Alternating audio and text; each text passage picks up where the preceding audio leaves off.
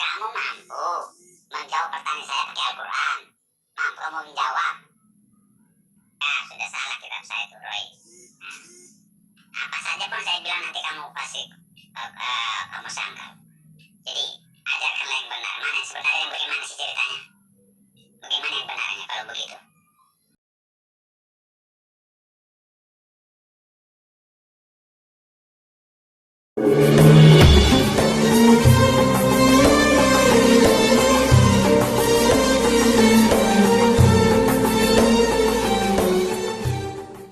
Kamu mampu menjawab pertanyaan saya pakai Al-Quran? Mampu kamu menjawab? Ya udah, pertanyaannya apa? Bilang mampu nggak mampu ya pertanyaannya apa? Inilah kalau gitu. Kau benar-benar ya. Apa maksud dan tujuan Allah Subhanahu wa Ta'ala membuat orang diserupakan dengan Yesus sehingga ada penyalipan? Ini kenapa saya tanya? Karena ada peristiwa penyalipan lah maka ada orang Kristen. Tanpa ada penyalipan tidak ada Kristen. Jadi ini saya tanya perlu kepada kamu, Roy Robinson. Pelajaran apa yang Allah Subhanahu wa Ta'ala berikan dalam peristiwa penyalipan orang yang diserupakan dengan Yesus? Oke, gini. Kenapa, apa makna dari terangkatnya dia ke surga? Maknanya adalah setiap manusia, seorang nabi dan rasul itu disayangi oleh Tuhannya, disayangi oleh Allah. Seperti Nabi Yunus juga disayangi oleh Allah. Dia tidak mati ketika dimakan oleh ikan paus. Dia tetap hidup di dalamnya 3 hari 3 malam. Begitu juga dengan Yesus. Dia diangkat oleh Allah. Kata Allah, wa ma qataluhu wa ma salabuhu. Kami tidak membunuhnya. Isa alaihissalam itu tidak dibunuh. Dan juga tidak menyalibkan dia. Ada orang yang diserupakan. Mengenai orang yang diserupakan, menurut Barnabas, itu adalah Yudas Iskariot. Di sini menunjukkan lagi bahwa pengkhianat hukumannya adalah mati. Menurut Barnabas, yang diserupakan Allah, diserupakan oleh Allah untuk menggantikan Al-Masih Yesus Kristus itu adalah Barnabas, sang pengkhianat. Ini menunjukkan bahwa pengkhianat itu adalah hukumannya adalah mati. Dan apa pengaruh ini kepada iman kalian? Itu untuk menguji orang-orang terdahulu. Masih tauhidkah dia? Masih memegang perjanjian Tuhankah dia? Masih memegang bahwa nabi-nabi terdahulu mengatakan Tuhan itu Esa. Shema Israel adina Elohina adina Echad, Ulangan 6 ayat 4. Dengarlah wahai Bani Israel, Tuhan itu Allah kita, Tuhan itu Esa. Di dalam Markus, hukum yang terutama, dengarlah wahai Bani Israel, Tuhan itu Allah kita, Tuhan itu Esa. Jadi ini untuk sebagai rintangan orang-orang terdahulu, kaum-kaum terdahulu. Allah menguji. Masih tauhidkah dia?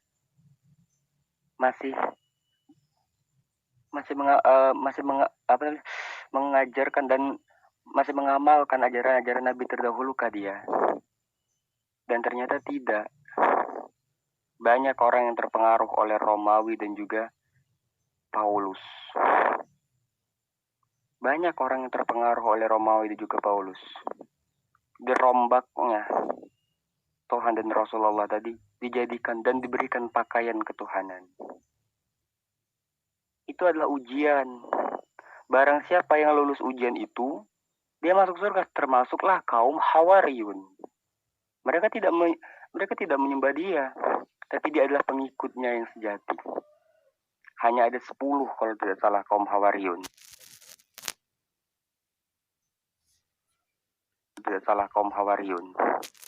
Itulah yang masih menyimpan tauhid. Selain itu tidak ada. Selain itu apa? Mereka malah menuhankan. Jadi itu Balamsa. Menurut Al-Quran dan juga Barnabas. Dan sedikit mengutip ayat Bible. Roy, makanya aku malas dengan Islam ini. Kalau menjawab itu tidak pernah to the point. Akhirnya jadi khutbah. Khutbahnya pun melenceng kemana-mana. Saya sangat senang dan bahagia, setuju. Yesus itu diselamatkan, diangkat ke langit sana. Senang saya. Saya juga sangat senang itu. Siapa yang kamu bilang bahwa dihukum tadi itu mati itu? Senang saya. Yang menjadi masalah, kenapa harus diserupakan dengan Yesus sehingga terjadi peristiwa penyalipan? Ingat ya Roy, Kristen itu ada karena ada peristiwa penyalipan. Dia pikir itu adalah Yesus asli. Saudara-saudaranya pikir itu Yesus asli, dikuburkan, dikapanin, coba. Jadi, dan dia naik lagi ke surga. Ini pun sudah janggal. Masa si Barnabas, siapa kamu bilang tadi? Si Yudas ya, yang dikuburkan mati. Masa si Yudas naik ke surga setelah bangkit? Ini cerita mau morat marit ya. Ya sudahlah, diputus dulu sampai situ dulu. Apa Allah Subhanahu tidak tahu akibatnya ada peristiwa penyalipan itu akan timbul Kristen? Dengan timbulnya Kristen, maka terjadilah perang antara Kristen dan Islam. Puluhan juta manusia mati akibat Kristen dan Islam. Adanya puluhan juta karena ada peristiwa perang. Dan sampai sekarang kita pun ribut sekarang karena ada Kristen dan Islam. Apakah Allah SWT tidak tahu akibatnya ini? Inilah yang menjadi pertanyaan bagi saya, Roy. Bukan masalah apa tauhid itu, bukan masalah itu yang saya tanyakan. Apakah Allah SWT tidak tahu akibatnya apa? Itu pelajaran apa yang bisa diambil dari situ, dari peristiwa penyalipan itu?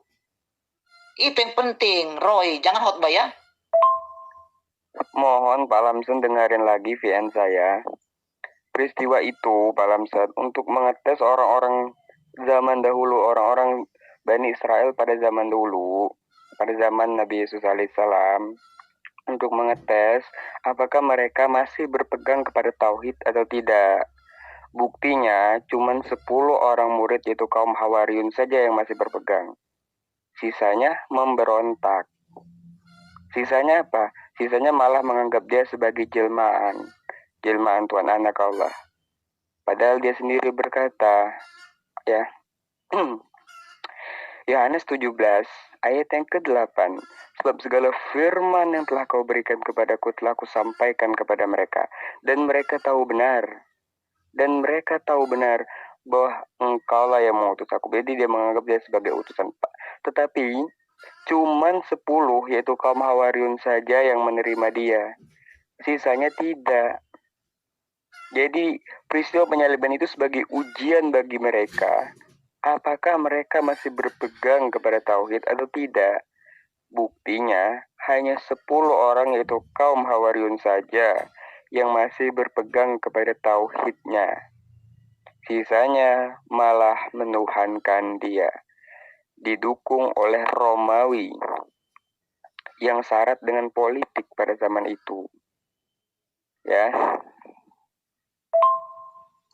Dia tidak ke surga. Dia bangkit itu tidak ke surga, tapi ke langit.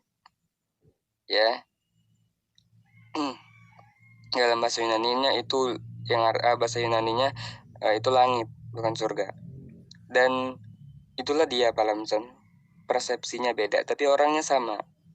Menurut Papa, dia mati 3 hari 3 malam terus bangkit.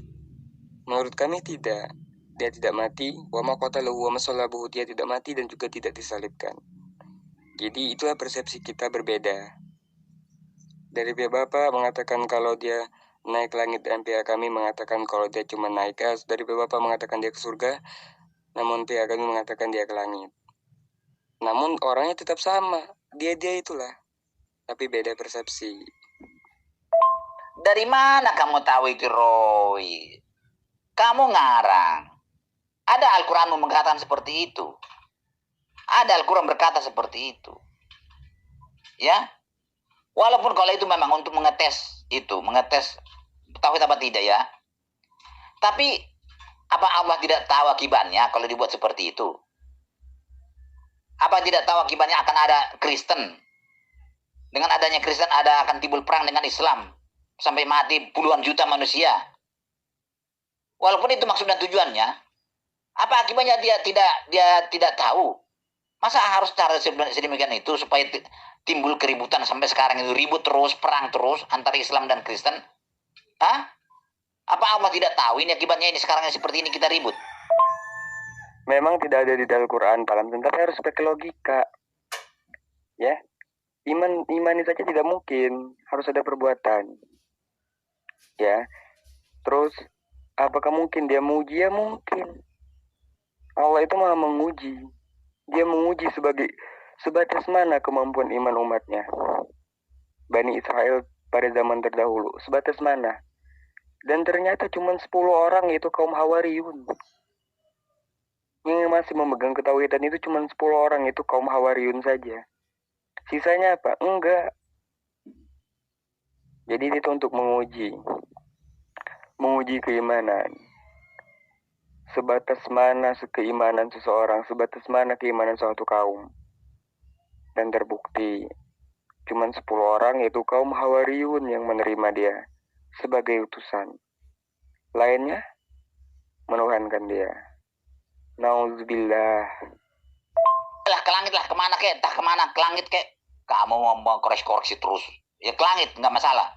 Apakah Yudas itu sudah di langit sekarang? Jadi ngapain dia sekarang di langit si Yudas? Malah enak-enak di langit. Hidup kembali. Cerita apa itu sekarang kalau Yudas itu yang naik ke langit itu?